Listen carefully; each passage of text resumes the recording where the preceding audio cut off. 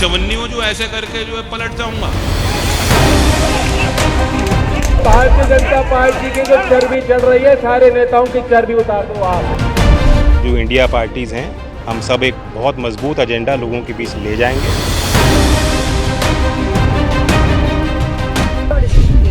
किसी पार्टी के साथ जाने को तो वो उनका डिस्क्रिप्शन है और कोई फर्क नहीं पड़ता कौन कहाँ जाता है। चरण सिंह जी को जो सम्मानित किया है, बहुत बड़ा संदेश पूरे देश में गया है। मोदी जी को विशेष तौर से धन्यवाद और आभार कि आपने आज चौधरी अजीत सिंह जी का अधूरा सपना पूरा किया।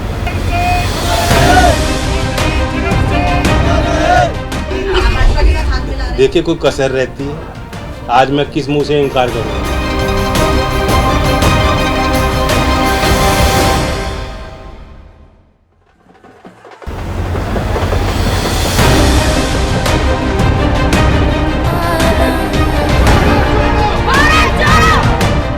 लोकसभा चुनाव में 1 महीने से कम का वक्त बाकी है।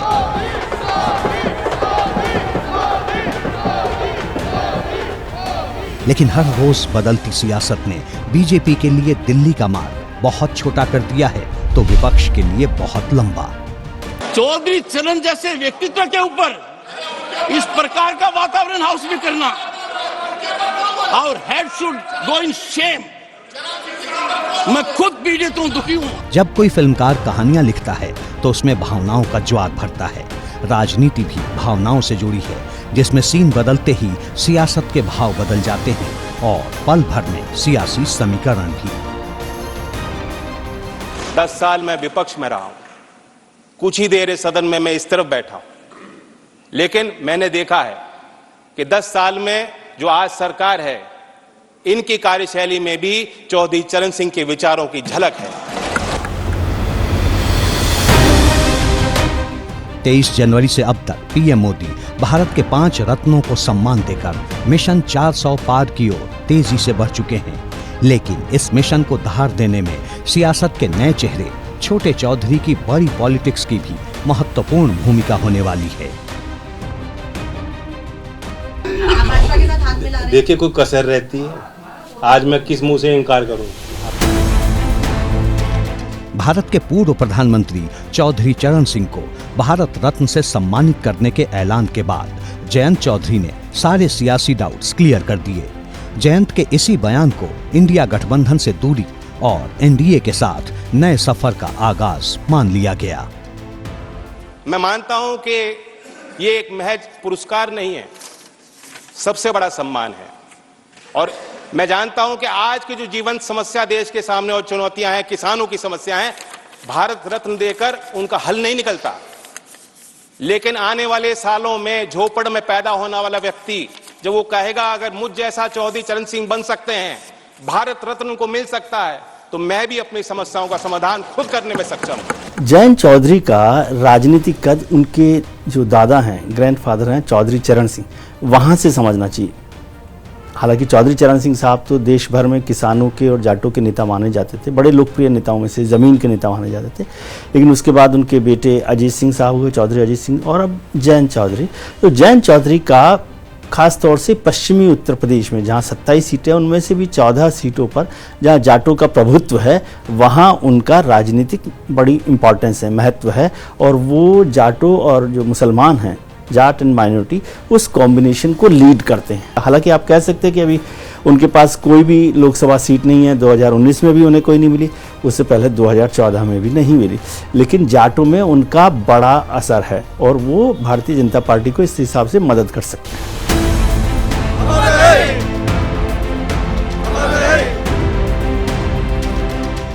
उसूलों के लिए सत्ता त्यागने वाले पूर्व प्रधानमंत्री चौधरी चरण सिंह से लेकर जयंत सिंह तक पश्चिमी यूपी की सियासत बहुत बदल गई है। राजनीति के चरण बदलने वाले चौधरी चरण सिंह, वो प्रधानमंत्री रहते कभी संसद भी नहीं जा पाए, क्योंकि 5 महीने के भीतर ही उनको अपने पद से इस्तीफा देना पड़ा।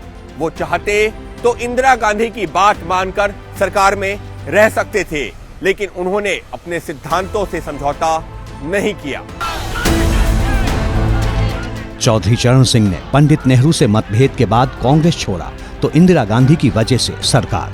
लेकिन उसी परिवार की तीसरी पीढ़ी की अगुवाई करने वाले जयंत चौधरी दादा चौधरी चरण सिंह की सियासत से अलग पिता अजीत सिंह के पॉलिटिकल स्टाइल के तहत अपनी राजनीति कर रहे हैं। एक विश्वास बनता है तब फैसला लिया जाता है। राजनीतिक फैसले लिए जाते हैं, जनता की भावना के अनुरूप लिए जाते हैं और पार्टियां गठबंधन करती हैं। गठबंधन पहली बार नहीं हो रहा, पहली बार नहीं बिगड़ रहा, पार्टी सब साथ मिलके काम करती है। तो ये तो बहुत घटिया बात है कि अगर मैं यहाँ गठबंधन कर रहा हूँ तो इसके ये पुरस्कार भारत का रत्न मिल रहा है। चौधरी अजीत सिंह की तरह मौका परस्ती की राजनीति जयंत चौधरी भी कर रहे हैं। राजनीति में मौका परस्ती का कोई खास मायने नहीं रह गया है। बहुत से दल और बहुत से बड़े नेता इसमें शामिल हैं, तो जयंत चौधरी भी अगर ऐसा कर रहे हैं तो इसको तो राजनीति का जो अद्यतन काल है उसी में गिना जाएगा। सवाल है, आखिर जयंत सिंह ने ऐसा क्यों किया? इंडिया गठबंधन को ना और एनडीए को हां कहने के पीछे जयंत चौधरी की आखिर राजनीति क्या है? जबकि लखीमपुर खीरी कांड के बाद बीजेपी सरकार के खिलाफ जयंत चौधरी न सिर्फ प्रदर्शन करते रहे बल्कि लाठियां भी खाईं।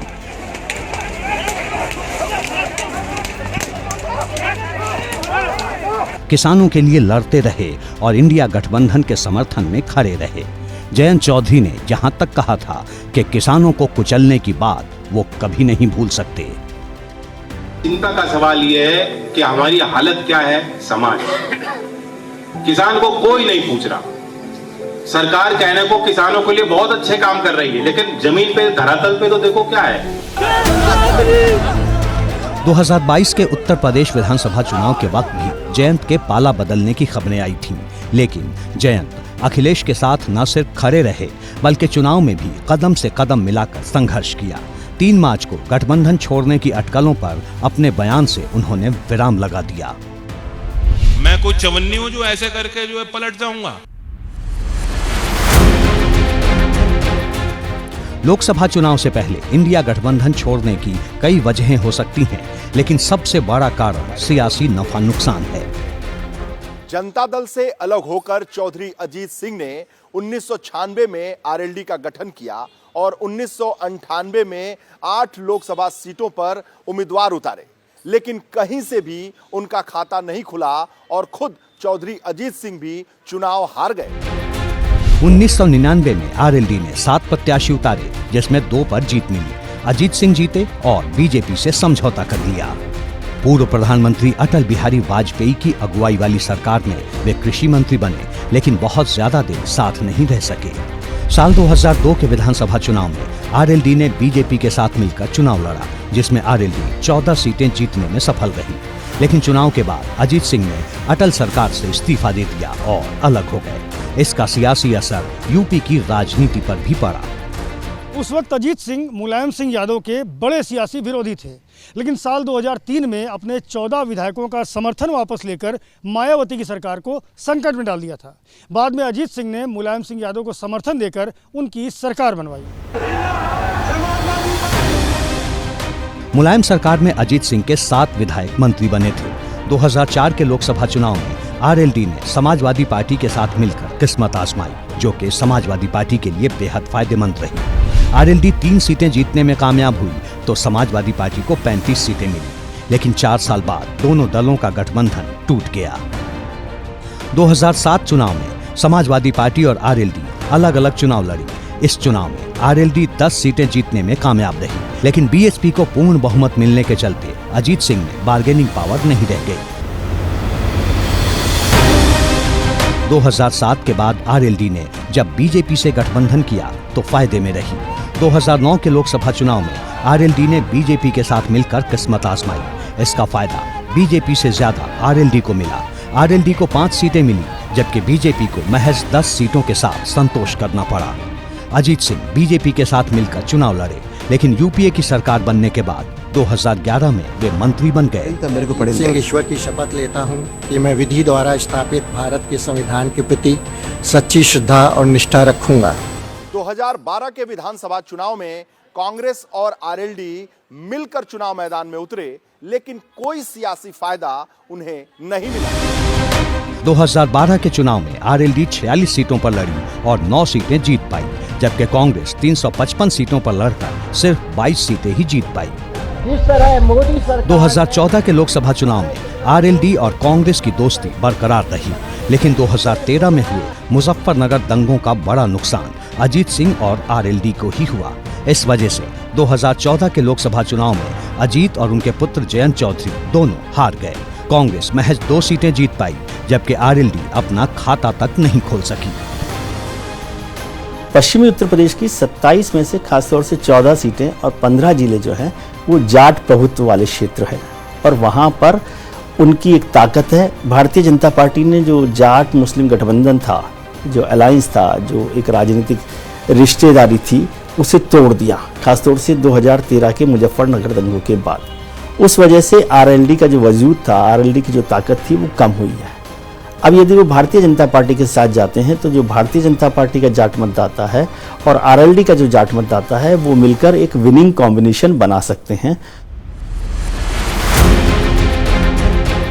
2017 के विधानसभा चुनाव में कांग्रेस और एसपी में गठबंधन होने से आरएलडी की राजनीति हाशिए पर चली गई। अजीत सिंह और जयंत चौधरी के सामने चौधरी चरण सिंह की सियासी विरासत को बचाए रखने की चुनौती थी। इसलिए 2018 कैराना लोकसभा उपचुनाव में अखिलेश यादव के साथ नजदीकियां बढ़ाई और 2019 में एसपी बीएसपी के साथ मैदान में उतरे। इस बार आरएलडी 3 सीटों पर चुनाव लड़ी, लेकिन खाता नहीं खुला। अजीत सिंह और जयंत दोनों हार गए, जबकि बीएसपी को 10 और समाजवादी पार्टी को 5 सीटें मिली। हालांकि 2019 के लोकसभा चुनाव में आरएलडी का वोट शेयर 2014 की तुलना में 2 गुना हो गया। जयंत अखिलेश के साथ मिलकर अपनी सियासी हैसियत बढ़ाने में जुटे थे, इसलिए 2019 के लोकसभा चुनाव में हार के बाद भी जल्दबाजी में अखिलेश का साथ नहीं छोड़ा। 2022 में जयंत चौधरी समाजवादी पार्टी के साथ मिलकर विधानसभा चुनाव में उतरे। 2022 में आरएलडी 33 सीटों पर चुनाव लड़ी, 8 पर जीत मिली और वोट शेयर 0.99% से बढ़कर 2.85% तक पहुंच गया। आरएलडी के लिए ये बड़ी उपलब्धि थी। इसका असर निकाय चुनाव में भी दिखा। जयंत चौधरी की अगुवाई में आरएलडी ने पश्चिमी यूपी के कई निकायों में बेहतर प्रदर्शन किया। उत्तर प्रदेश की जनता समाजवादी पार्टी को वोट नहीं देती है, सिर्फ परिवार को वोट देती है। 2014 में भी सिर्फ 5 लोगों को जिताया था, परिवार के लोग थे। 2019 में भी 5 लोगों को जिताया, आज की तारीख में 3 ही लोग बचे हैं। तो जो जनता परिवार को सिर्फ वोट देती है, पार्टी को नहीं, वहां जयंत चौधरी जाके क्या करेंगे? उनको मालूम है अपना भविष्य, इसलिए वो अपना भविष्य संवारने के लिए सीधी बात है कि जो केंद्र में सत्ता में आता दिख रहा है, उससे नाता जोड़ने की ललक जो है वो तमाम क्षेत्रीय दलों में है। 2022 विधानसभा चुनाव के बाद समाजवादी पार्टी के कई सहयोगी दल साथ छोड़ गए, लेकिन जयंत चौधरी अखिलेश के साथ बीजेपी सरकार के खिलाफ सड़क पर लड़ते रहे। अखिलेश यादव की मदद से ही वे राज्यसभा पहुंचे और वहां किसानों से जुड़े मुद्दे उठाते रहे। आदमी तब तक जिंदा रहता है जब तक उनके विचार लोगों के बीच जिंदा रहते हैं। मैं उम्मीद करता हूं कि सभी दल के सम्मानित सदस्य गांव-गांव तक चौधरी चरण सिंह जी के विचारों को ले जाएंगे और मैं फिर अपने तरफ से ऋणी हूं, कहना चाहता हूं, एक जमीनी सरकार जो जमीन की आवाज को समझती है और बुलंद करना चाहती है, ऐसी ही सरकार धरती पुत्र चौधरी चरण सिंह जी को भारत रत्न दे सकती है। राजनीतिक विश्लेषकों का मानना है कि यूपी में निकाय चुनाव के बाद से ही जयंत पाला बदलने की तैयारी में थे, लेकिन उन्हें सही वक्त का इंतजार था। इस बीच वो खुद को और मजबूत करते रहे, पार्टी का जनाधार बढ़ाने में जुटे रहे।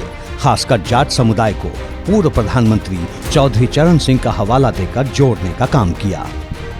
इन 14 सीटों पर जहां जाट डोमिनेंस है, वहां यदि आरएलडी आ जाती है और उसका भी जो वोट है वो उसके साथ जुड़ जाता है, तो उसको 2014 तक पहुंचने में आसानी होगी और जो उनका यूपी का 80 का जो मैजिक नंबर है, पूरा 80 में से 80 यानी 100% विन की जो बात है, उस तक करीब तक वो पहुंच सकती है। इसीलिए भारतीय जनता पार्टी ने तमाम तरह की कोशिश की और आरएलडी को अपने साथ लेकर आ गए। बीजेपी से फाइनल डील होने से पहले तक जयंत चौधरी इंडिया गठबंधन के साथ दिखने की कोशिश करते रहे, लेकिन गठबंधन की बैठकों में बढ़ चढ़कर हिस्सा लेने से बचते रहे। इस बीच लोकसभा चुनाव से पहले समाजवादी पार्टी के साथ गठबंधन का ऐलान भी कर दिया। इसके तहत ही अखिलेश यादव ने आरएलडी को 7 लोकसभा सीटें देने का ऐलान भी किया था। लेकिन उसमें से 3 सीटों पर समाजवादी पार्टी अपने नेताओं को आरएलडी के सिंबल से चुनाव लड़ाना चाहती थी, जिसको लेकर मनमुटाव हो गया। यादव के साथ तो सीट एलोकेशन भी फाइनल हो गया था, अनाउंस हो गया था। तो नहीं, फाइनल नहीं हुआ था जी। जो सीटों की संख्या घोषित हुई थी उसमें अधिकांश सीटों पे अनिश्चित ही रहा था और वो चीजें तय नहीं हुई। इसके बाद ही बीजेपी के साथ उनके जाने की चर्चा तेज हो गई। बीजेपी ने 3 से 4 सीटें देने का ऑफर दिया, साथ ही पूर्व प्रधानमंत्री चौधरी चरण सिंह को भारत रत्न सम्मान। आज अगर सरकार ने भारत रत्न दिया है तो इसका मैं स्वागत करता हूं, लेकिन कहीं ना कहीं चुनाव के ठीक पहले मोदी जी के द्वारा इस तरह का स्टंट किया गया है, तो देश जानता है कि आप सिर्फ और सिर्फ वोट की फसल लेने के लिए ये स्टंट कर रहे हैं।